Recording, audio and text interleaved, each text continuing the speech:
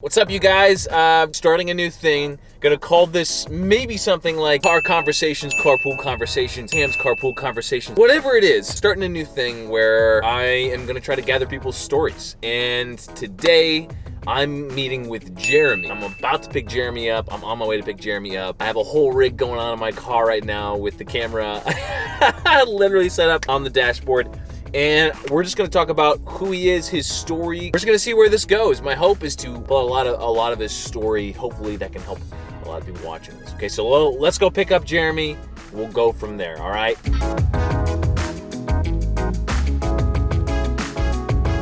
What's up, everybody? I'm here with Jeremie. Say hey, Jeremie. Hi, what's up, people? Jeremie's visiting Los Angeles. He messaged me, he DM'd me on Instagram, and he's like, hey man, we should meet up and talk and do a video. Yeah. And that's what we're doing. We have Dave's Hot Chicken here. You've never had hot chicken before, No, right? we don't have that in Canada. Okay, yeah, we don't. No Canadian hot chicken apparently. Yeah, poutine though. I found that this week. That's our national dish. Poutine is? Yeah. I thought that was like Quebec thing, but it's actually our national dish. Nationally acclaimed. Like everyone decided that poutine is the Yeah. thing. I found that this week. Poutine, Canada. Yep. Fry, gravy, cheese curds. This is a new segment. I called it Carpool Conversations, but could also call it Hot Chicken Carpool Conversations. We'll decide. The name is to be determined. Point of this is essentially to get Jeremie's story, talk a bit about where he's come from, where he's going. Jeremie has incredible perspective, a perspective that's very valuable to, I think, a lot of people who will be watching this. And so I'm grateful for the opportunity to just to get your story a little bit, see where you're coming from, kind of kick everything off, and feel free to, I guess, eat hot chicken at the same time. Maybe before we get into stuff, can you just talk about a little bit about who you are, kind of where you come from, how you grew up, and a little bit about just what this is about in general? Thank you for having me, first of all. Of course. It's real nice. LA have been nice to me. Nice weather compared to Canada. Yeah, well, first of all, I'm Jeremie. I'm 23 years old, New Brunswick resident. It's on the eastern part of Canada. I'm a registered nurse back there. I've seen Cam's content on social media, and I really liked what he was doing, because like for like eating disorders, like guys like especially guys like in eating disorders, it's just really like the percentage is way lower than girls. And I found like guys in that like community, if I can say that, I find it's really like important like for guys to talk about it, and like maybe like having the guys perspective about like eating disorders. And Cam have like his story that he put out there, and like me, it's like really recently that I've been like more control and more like settled with like my eating disorder, well, that is like binge eating. And like since April 2019, I've been way more control, and like I had been followed by a psychiatrist with all of that. And so that's why I wanted to shout you out to maybe talk about this a little more. Yeah, I think this is shedding light on. I told Jeremie this when we were meeting to get hot chicken. I told Jeremie that I actually get a lot of messages about binge eating, and I personally feel like there are some aspects of having anorexia that can really touch on binge eating, but at the same time, I feel like it's so important to have like the pure binge eating perspective. Jeremie, could you talk about where it started for you, like binge eating specifically? And you seem very comfortable in talking about this. Yeah, I wasn't comfortable talking about this like food thing before, because it really helped with like the TV show that I was in like in Montreal. That really helped me to talk about this. And I used to work like on a psych ward, so for me talking about mental health, it's really important for me like to end stigmas about like mental health and everything. So for me talking about this is not really a big thing anymore. For me, helping others and putting like a part of my story out there, if it can help like one person, that well, I would be really happy if I could maybe help just one person, a girl or a boy out there. So before April 2019, I didn't quite know what was binge eating, because even though I studied all of like the mental health thing, eating disorder was more about anorexia and like bulimia. So I didn't quite know what binge eating was. I could remember like the first time I was like doing a road trip with my dad, and we had like McDonald's, and I was in the back seat, and I had like a kids meal, and I didn't quite remember that my dad got another kids meal for brother. So, and like, he got another kid's meal for my brother and another kid's meal for my sister. And by the time we got home, I hate the other two kids' meal. Wow. So And you were 6? You were 6 during that? 5, 6, 5 yeah. or 6, okay. I don't quite remember, but that's the first time that I could remember what I know now from back then. That was quite not normal for like a kid my age, for about that age.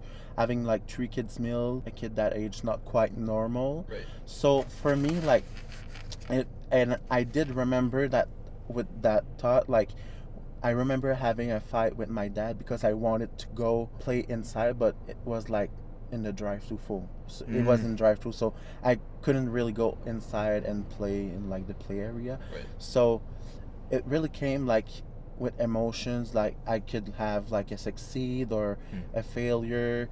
I could be sad, happy, depressed, anxious. For me, like, food was really like a comfort zone. And I remember like hiding like and eating food after like dinner, hiding things in my room when I was younger. And it progressed, like, as you got older. Would you say that as you got older, kind of what happens with binging, like, did it get more and more? Did the intensity increase as you got older and older? Did the intensity increase of it? Yeah. So I didn't quite get like to an obesity that was like near like a sickness part that was like so harsh that it could be like fatal to my body, because I was quite active as a kid, but I was always followed up by a doctor because I was more overweight than my Your BMI? BMI scale. But BMI. Yep. Strikes again. Yeah, the doctor I remember like the doctor said, well, he's gonna grow up and like the fat's gonna reparture and everything on his body, so he will not always look as chubby as now. So we didn't quite do anything. So I remember my first diet was like in 4th or 5th grade, and Your first diet?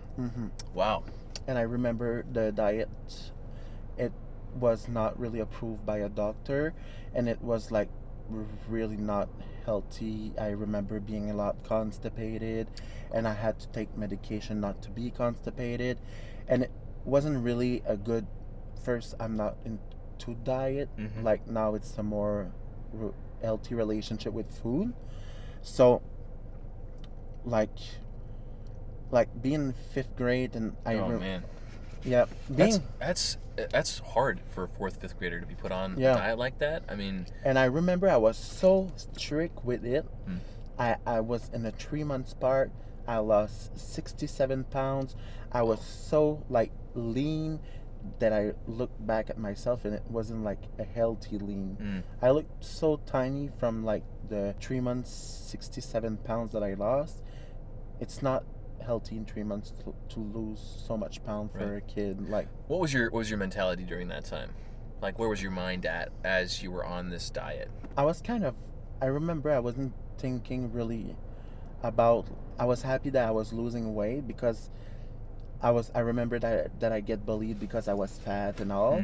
So me losing weight, it was like a relief of all the things that I had with like the weight that I had. So I was like, I was more able to fit in all of the mold that I always wanted to fit in.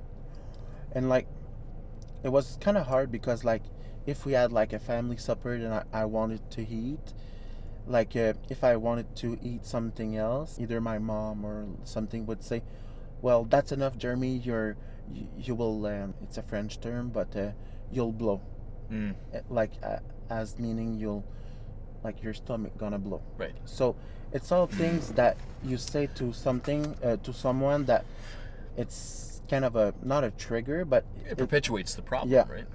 So it kind of builds up in your mind, and in the process that kinds of hurt. So it becomes like the food becomes like your comfort, and not a good comfort, because it's always like your support. Right. And food is it's a lot of, from what I've seen personally about eating disorders, is that it is the a big aspect of an eating disorder is control. Yeah. That is the thing that helps people feel more comfort or more at ease. Or if there's a lot going on in life, and or also if there's stressful, like honestly, like a diet in 4th or 5th grade, like that can cause a lot of stress. And so going back, falling on those tendencies can really help the person feel like you're safe. But I'm sure it perpetuated then. Yeah. So I remember like being so structured made me feel that made me feel like being so structured made me feel like, oh,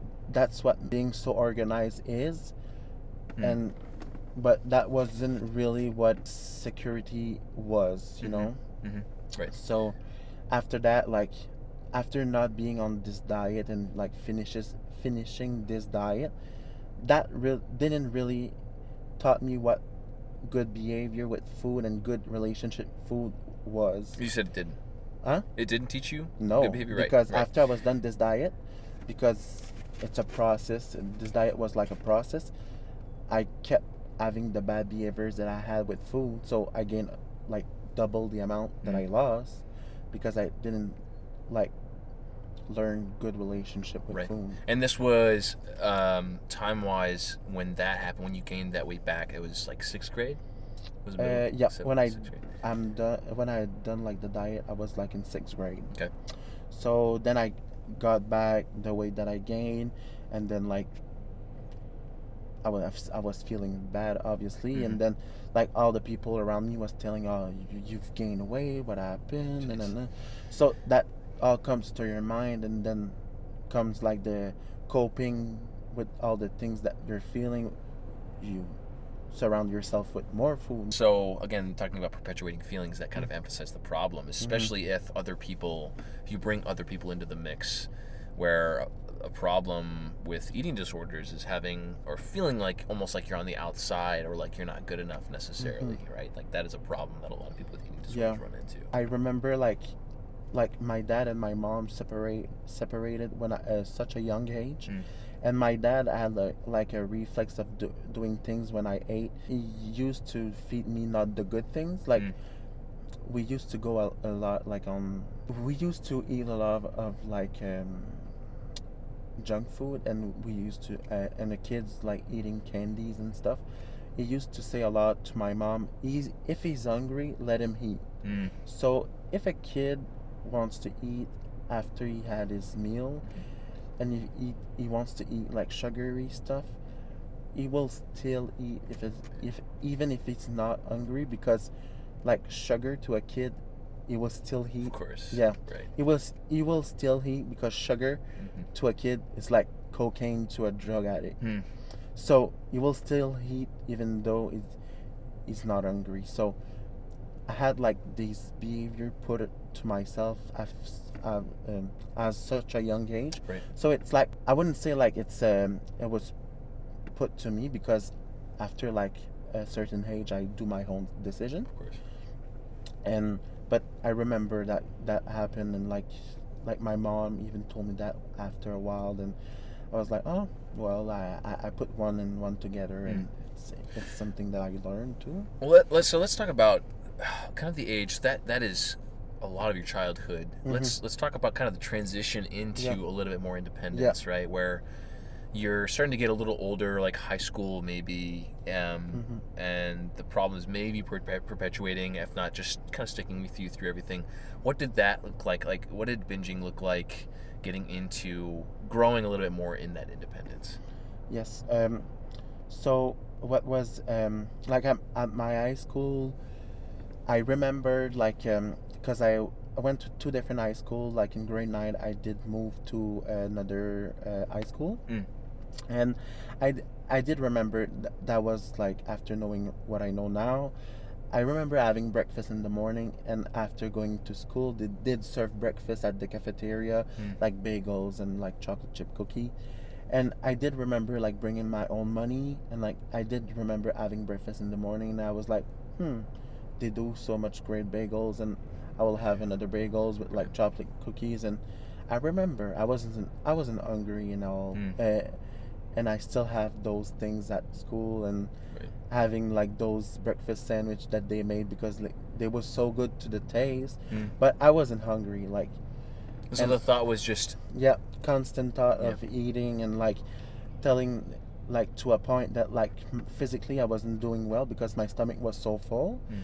Then that physically I wasn't like feeling good because my stomach was like so full Right, that right. physically I wasn't like comfortable. Mm. So Would there be periods of time where, like, was it more spread out throughout the entire day that was like the binge, or were there specific moments where you would eat a large amount of food?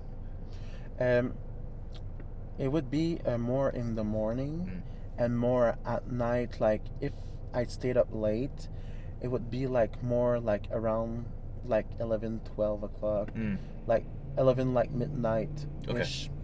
That would be like the time like I had like the most binge. Mm. If that would be like the biggest binge that I have, like would be around that time all the time.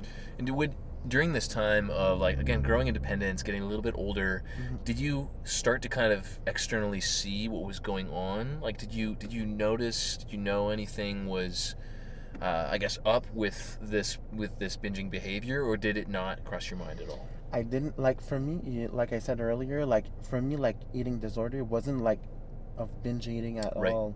It wasn't like, for me, like I only thought it was like anorexia, Mhm. bulimia. So I know like bulimia, it was like eating a lot of food and after like making yourself throw up. Right. But for me, I was eating a lot of food but not making myself throw up. So Mm. I wasn't putting myself in that category Mhm. because I didn't have like any coping mechanism, like having a lot of exercise or like making myself throw up. So I wasn't like putting myself in there. So Mm. I wasn't like sick enough to seek help. I always been told like by like people around me that I always had like a big appetite, Mm. that you eat too much junk food, and but my binge wasn't always about junk food. It Right. was sometimes I had like a binge about like in salad Mm. or It was just food in general. yeah. Yeah. So it wasn't always about junk food. Right. Or Right. Right. I had like a binge with watermelon. Oh wow! Yeah. Like a whole watermelon. Yeah, Like, it full you up a lot faster because it's a lot of water. right. Right. It's true. It's true. That's around like high school, or high school age ish. Yeah. And then getting into university, Yeah. like getting to that age, what did that transition look like? In high school, that wasn't like physically, like my appearance wasn't like noticeable because I was really active. I played volleyball, badminton, Mm. and I was really active. But like in university, I was like less active because I was really focusing like on my project and like on university. So it was really stressful. So like Mhm. I was really more focusing on food, and I spent a lot of money on food. So it was like really that was where like it came a lot of like weight gain. Like I Mm. remember from the fourth year of university, I think I've gained like almost 200 pounds. Wow. Almost 200, yeah. You gained 200 pounds from the time you started university up to fourth year. Yeah, up to 4th year. Wow. So that was only for like from the binge eating, Mhm. like from the binge, all the binge that I had. If I was able to control those binge, maybe I wouldn't have gained too much weight. I think I would have gained weight even though because I wasn't like as active as I were in high school, but it would have been good like to maybe know how to control those Mm. binge. Mhm. Basically, I just gained a lot of weight and like was like normally less confident, and like I became like more ashamed of who I looked like and everything, and like that came where like the part of like me where like the eating disorder came more Mm. took more like over my life, I would Mhm. say, because of that, like being like more obese and everything. I wasn't It came more of an handicap. Mm. I wasn't able to do anything that I used to do before. Fast forward, then I like graduated, and then I had a job of 4 hours that away from where I was studying, and then I have been followed by a psychiatrist for like other mental health issues. So I transferred like my psychiatrist Okay. to a different different hospital. I started working on a psych ward as a registered nurse, so that's a little bit ironic there. Interesting. Yeah, that's Yeah, that's because interesting. I've seen the other side of the medal, Mm. and for me it's it's really something like for me like mental health. It's like talking about like cancer or diabetes. Like for me, you wouldn't say like to someone with cancer, oh, it's just a phase, or Mm. because it's something they can't change. And like for like people with mental illness, it's something like that too. Sometimes it's like a chemical imbalance in their brain that they have to take like medication to just to have that medical like chemical imbalance in their brain to have like a normal chemical Right, balance in right, their brain. right. And to say that to someone with like mental issues or mental illness is like saying that their like emotion or something is not valid, and Mm. it's not the way to say it really. And Mhm. it's like for us like such a young age to realize that, and talking about it more, I think it's a good way to spread it to social media. Yeah. So I worked on the psych ward for like 1 year. And that's everything was still like everything with binging was Yep. still there. It was Yep. still okay. Had it been getting worse to a certain point and then kind of stagnated, or had it been kind of the same for a long time? At That point? was like at the top, The peak. the Okay. peak of it. Like every morning I had breakfast, and then I would stop to a drive-through because my trigger was drive-through. Mm. Like in 1 hour, I could do 4 drive-throughs. Wow. I would go to. Am I allowed to say like brand? Yeah. Okay. Yeah, I think so. Yeah. I hope so. I would go like to McDonald's, and then I would go like to Taco Bell, and then I would go like to Harvey's, Mm. and then I would go to Tim Hortons. Oh, okay. So Did you have a planned route? no, like no. me when I was binge eating, that's the thing that I say to people when when I was binge eating. That's what I tell to people. For me, it was like a phase. Mm. I wasn't quite aware of what I was doing. Before I go there, I wasn't able to control myself. Okay, I'm not gonna do it, you know? Now I'm able. Right. It's really easy for me like to say, okay, I'm not gonna do it. But back then I wasn't able. Like I remember like going to a drive-thru, ordering what I want, and like realizing that I was finishing my food, you know? Hmm. It's Wow. like the process of like eating. I was like, the process of like eating it. I wasn't really like aware of doing the action. Right. It's like I wasn't really like not really conscious of what I was doing. So Mm. for like all the drive-thru that I went in, like of that part, like that like specific binge, like in an hour and a half, I had 4 drive-thrus, and it cost me like almost $70. Wow, So yeah. it's a lot of money. Hmm. It's a lot of food. The next day I was depressed because all of the food that I ate. Because in the moment of the binge, after the binge, I wasn't feeling that much of an emotion. It's the next day when I wake up and I Mhm. see like, and then your body go all of that process of food. Even just physically. Yeah, Yeah. I was feeling like shit, and to the moment that your body wants to take it out of your body, you Mhm. feel like shit because such a packed amount of food Right. till the moment you want to go out of your body, it's not a good thing. Mm. Well, can I ask what about fast food was the trigger for you? Like, what about it being fast food? What is it? Was it the access? Like, what about it caused you to pull over and binge just almost automatically? It's accessible, Mm.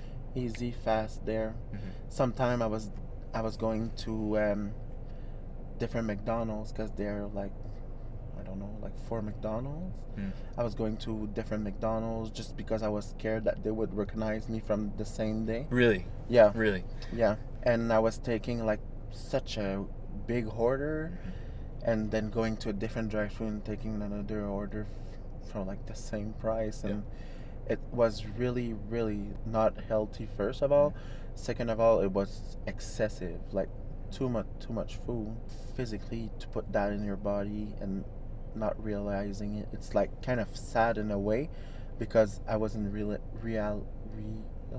it. Mhm. Yeah, yeah. So It's like, hard. It's hard. How can you stop something if you don't realize Yeah. what's going on? yeah. In the meantime, I was always alone when I was doing that Mm. because me eating in front of someone, it was really, really You didn't want to do that. no. No. I was eating in front of friends, but I was really like eating small portions, eating like really small amount of food, and then when I get to go home, I was eating a lot. Mm.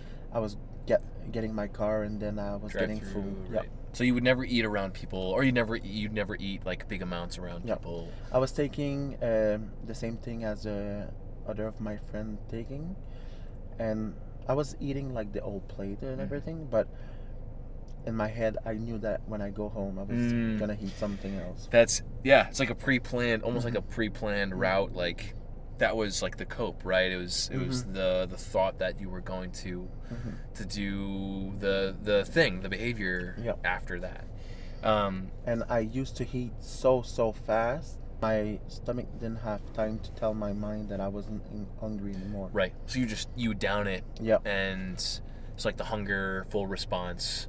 What was that? So what was that like? Like the full response, like feeling full to food. Like how did you respond to that feeling? Like as like binging. I mean, you're eating a lot of food at one time. Did your hunger change? From nowadays, yes.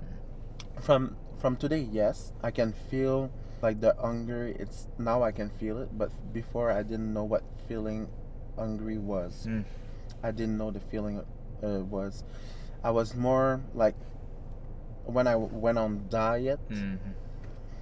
I was just following what everybody else was following as the diet would recommend. Right. Having like a stomach ache or being hungry, I wasn't able to tell the difference. Well, getting into kind of the post peak of this period of time, because that at that period of time, like you said, that was the peak. That was when you were on the psych ward, working on the psych ward, drive through peak binge. What did the transition look like then after into, I guess, the upswing? I've been followed up by a new doctor that like took me like asked me like a whole lot of questions. That was like a psychiatrist that I used to work with because I asked him if he could take my case and everything. He said, yeah, of course. He told me like, yeah. So I've told him about like, he asked me like if I wanted to change my lifestyle to just like trying to lose weight and everything. And I said like, I've tried so many times with diet and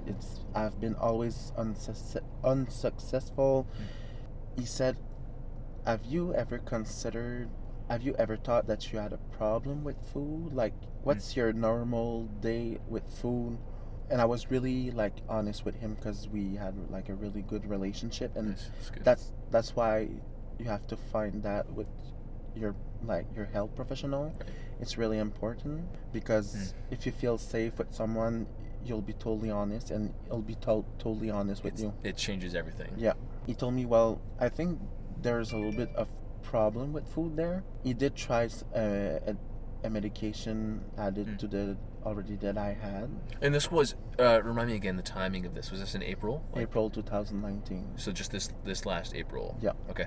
Like I worked with medication all day at my job, and I wasn't like a big fan of adding another medication to like I was only taking like one, I think, at the time. I was only taking two. I wasn't like a big fan of adding like a third one to like all of this. I'm like, oh, not another medication. Of course, right.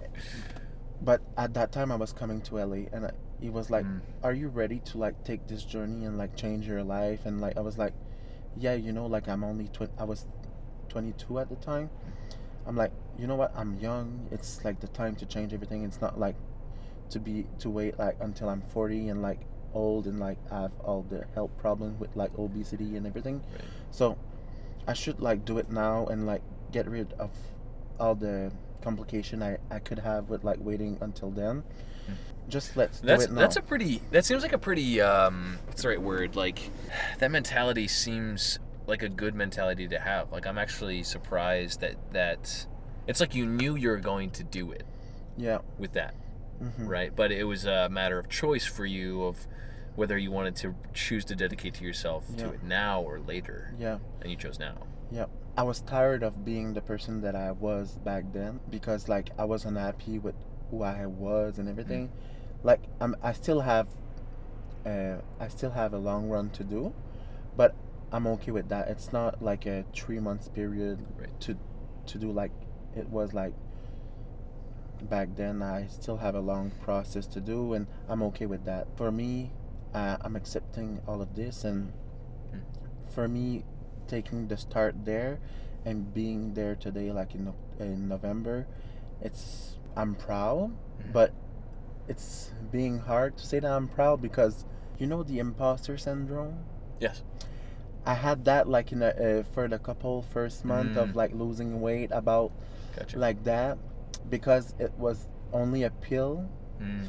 but I still had made some effort like by losing weight myself by changing like my behaviors with food and everything. I still made the effort with like changing my lifestyle around food and like not going like changing my like making more exercise. So I had like a little bit of the imposter syndrome about just only taking the pill and like thinking about, oh, it's only the pill that's making me lose weight, but actually I was making some changes too in my life. So Right. now I can say that I'm proud like from like this medication controlling like more of my binge and like me taking more of like my lifestyle in hand, like being like more aware of like the eating disorders and being more aware of like the community.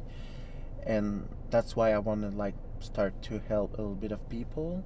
And like yes, I do have like the medication that help a lot, but I was also like in a TV show for 10 weeks like in a group therapy.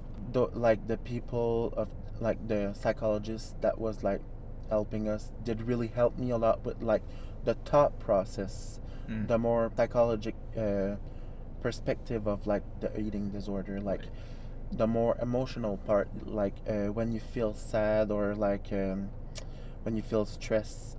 I do there was like a situation that I can explain as an example. I was really like anxious about like a situation at job that was like making me really anxious, and I was going at home and I knew that tomorrow that situation or like I had to work with that person. So that was really making me anxious. I was starting to have a binge, but then I stopped. I thought, okay, I'm becoming anxious. And then I thought, okay, my behavior right now is to start having a binge. And then I took control and okay, I'm not gonna have a binge. And Just by looking at it, realizing it, and kind of internalizing what was going on, you're able to predict what was going to happen, and then control the outcome. Yeah, I was like physically I was starting to open like a pack of it was like a protein bar. Like, Yeah. so I was physically like opening up a protein bar. I was like, okay, Jeremy, that's not the good way of like coping with like the anxiety that you're feeling right now. So let's take your headphones and just go for a walk around the block. That was like another and better way to cope with that situation. So like this TV show really helped me a lot with like more of like the more emotional way to deal with the eating disorder. Let's kind of break into what you've learned. This is a good segue into what you've learned and like the best things that have helped you, because you just gave a really good example of a technique that when you recognize something is going to happen, you kind of disrupt the pattern, right? Which for you was putting on your headphones and taking a walk. What are some of the biggest things? It could be from just things you've learned yourself, or it could be things that you've learned in or with other people, like on the TV show. What are some of the biggest things that have impacted your ability to kind of rein this thing in and take control again? Some of the things that really helped me a lot is of course like seeing other people on social media that talked about like eating disorder. Sometimes like people tend to repress social media because it's like social media and they see more in a negative way. It's like the stigma, right? Yeah, The stigma, a stigma about social media, but I like to be more open-minded about, and I filter a lot what I follow on social media. Yep. And that really helped me a lot of what like eating disorder is. So essentially you started surrounding yourself with more positive Yep, voices, right? exactly. And I did read a lot about like binge eating and how to cope.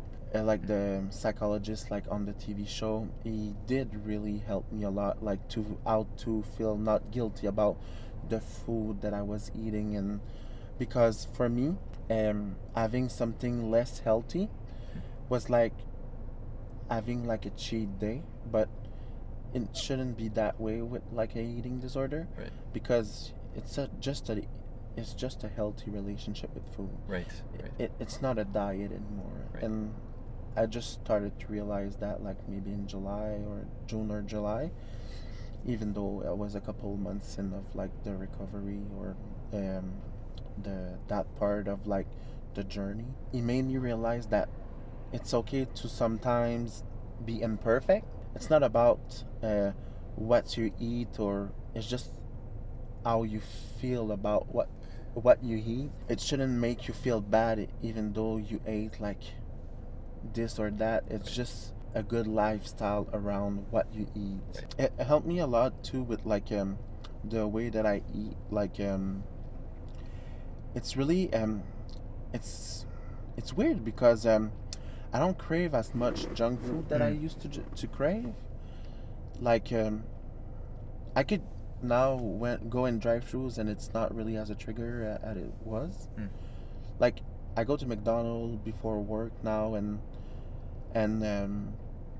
just grab a coffee. And like for me, I don't crave, like I go to Starbucks and before I was like usually taking like a frappuccino, but now I just take a regular, like it's a grande iced latte with non-fat milk. Oh, okay. No, sugar-free vanilla. Okay. But for me, classic. yeah, it does have the same satisfaction for me of having that Starbucks drink that I used to have the satisfaction for me having the frappuccino that I had before.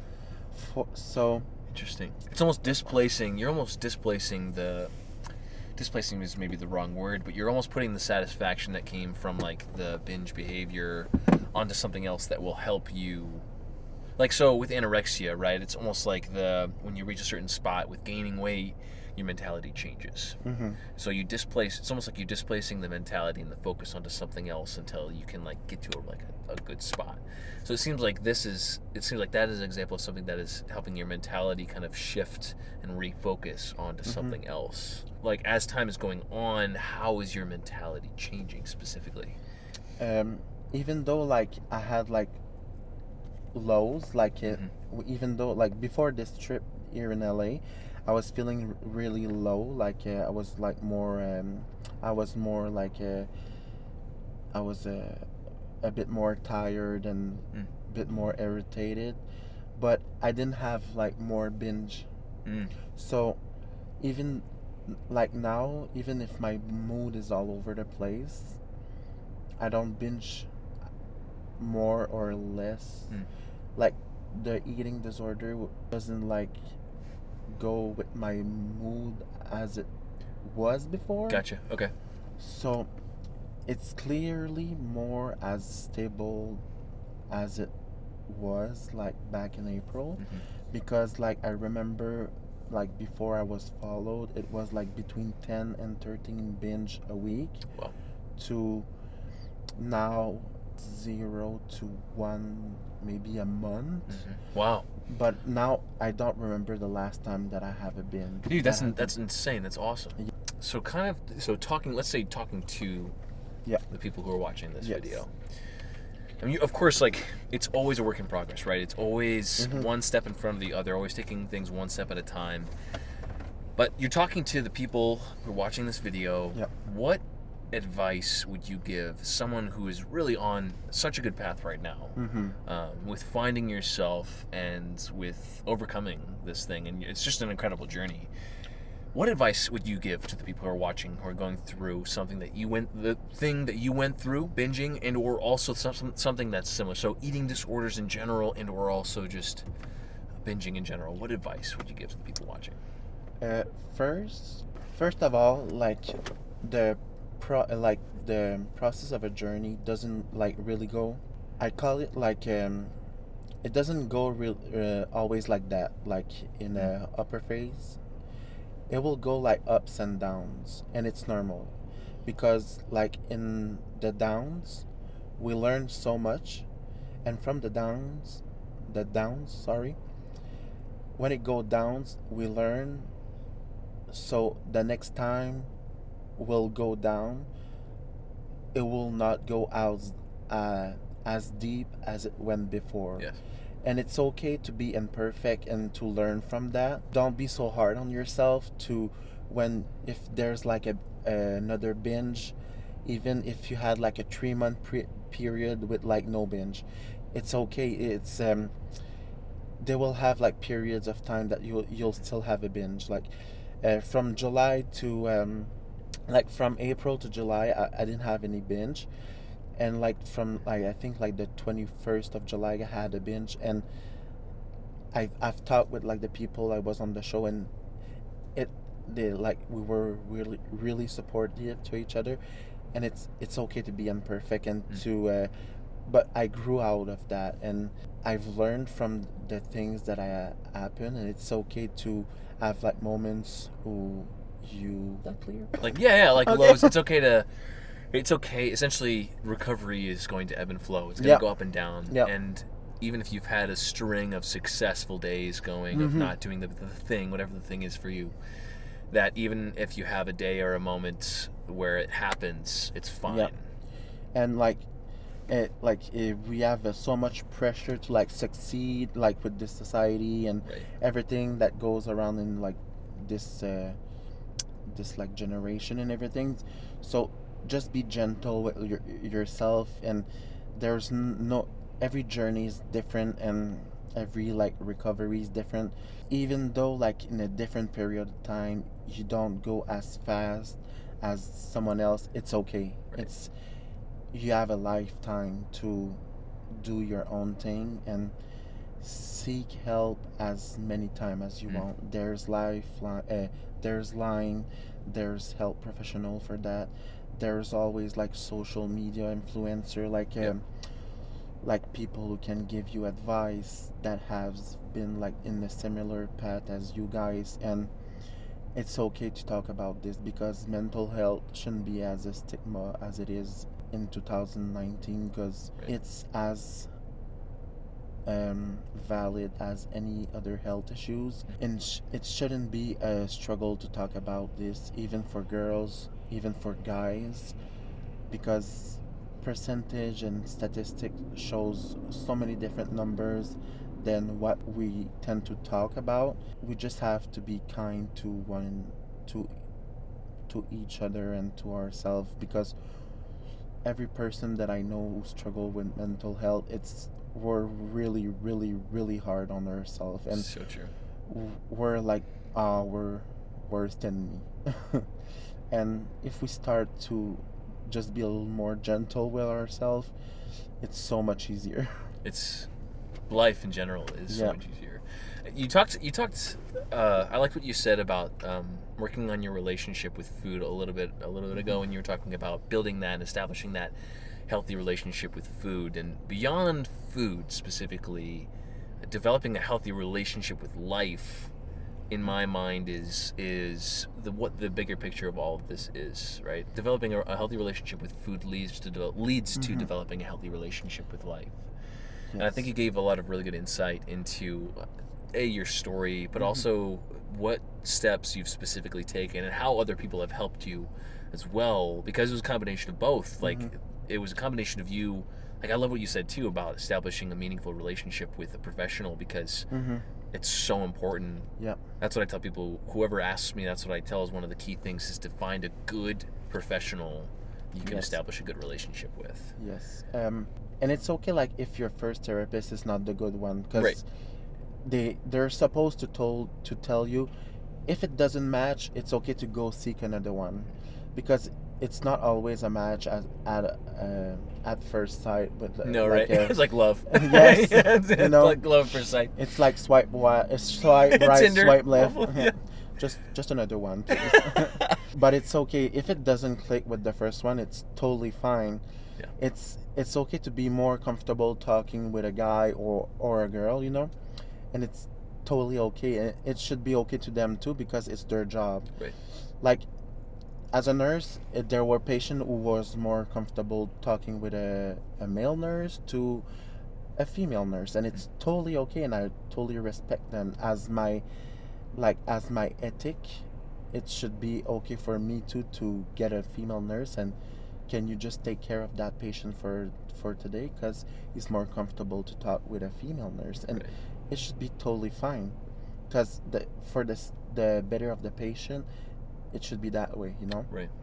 And just establish like a healthy relationship and a relationship of trust with someone. And if it's a friend, because it's mental health, just like ask them before you talk to them, hey, I've got something I want to tell you, are you able to talk, or are you comfortable that I talk to you about this? Just ask them before you tell them, because just out of respect, because not every person like is able to take that kind of information about mental health, and it will show you a good relationship with that person, and they will appreciate that you asked first before it's telling true. them, It's true, they will. because and they will not be put in a situation where they don't know what to do if you tell them something like harsh, like, hey, I'm not feeling well, I'm having like suicidal thoughts, and they don't know what to do about it. And You know, we're just gonna hope that that's a good angle. yeah. Okay, so the camera just died, so I had to switch to my backup, which is literally my phone. I think that was pretty much it. So pretty Yeah. much like, hey, Jeremie, I just wanted to say thank you for taking time. I mean, it's awesome that you're here in Los Angeles from Canada. Yeah. I'm really glad that this worked out. Yeah, thank you so much to you. Yeah. Thank you for you guys for like listening to this, Thank you. watching this, or listening. I hope is it okay if I plug your social? Like, is it Yeah, okay if I of put your course. social in? Yeah, of course. I'm gonna put Jeremie's social in this video, so if you want to reach out to him specifically to ask questions, be gentle with reaching out, because just respecting time and space is really important as well for everybody. But Jeremie, I'll put your information in this video, so that if you guys want to reach out to him and talk to him about binging, about eating disorders, mental health in general, then Jeremie's a great resource. Thank you all so much for being here. I plan on continuing this. Jeremie, you're the first official hot chicken carpool conversations. We'll see if that sticks with the hot chicken. But any last words you want to tell people? Stay kind to yourself and seek help whatever you need it, because it's out there for you guys, and it's a good way to it's a strong behavior. It's a strong thing to do for yourself, to reach out help and to talk to someone, and just to reach out for the things that's out there for you. That's good. Jeremie, thanks again. Thank you. Thank you all for watching. We'll see you on the next episode of Cam's Hot Chicken Carpool Conversations. If you have any questions, put them in the comments below, and we both probably, maybe, potentially will be active in those comment section, depending on how many comments we get. But yeah, so thank you all so much for watching. Hope you enjoyed it. We'll see you in the next episode.